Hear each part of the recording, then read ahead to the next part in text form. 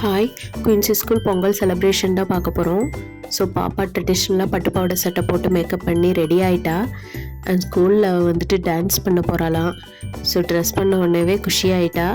ஸ்கூலுக்கு கிளம்பியாச்சு, வாங்க போகலாம். ஸ்கூலில் கேர்ள்ஸ் எல்லாம் சாரீ கட்டி பூ வச்சு அழகாக டான்ஸ் பண்ணிகிட்டு இருந்தாங்க. அண்ட் பாய்ஸ் எல்லாம் வேஷ்டி சட்டை தலைப்பாலாம் கட்டி அவங்களும் ட்ரெடிஷ்னலாக க்யூட்டாக டான்ஸ் பண்ணிகிட்டு இருந்தாங்க.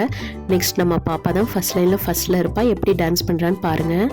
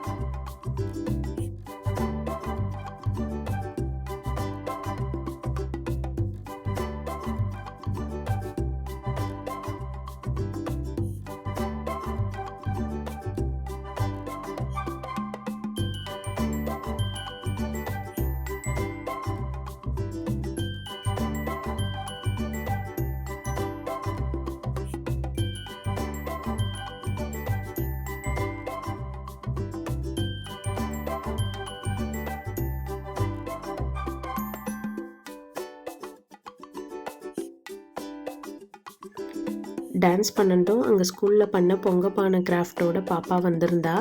நல்லா இருந்துச்சு. அப்படியே நானும் குயின்ஸையும் அங்கே செலிப்ரேஷனுக்கு செட் பண்ணியிருந்ததெல்லாம் பார்த்துட்டு இருந்தோம்.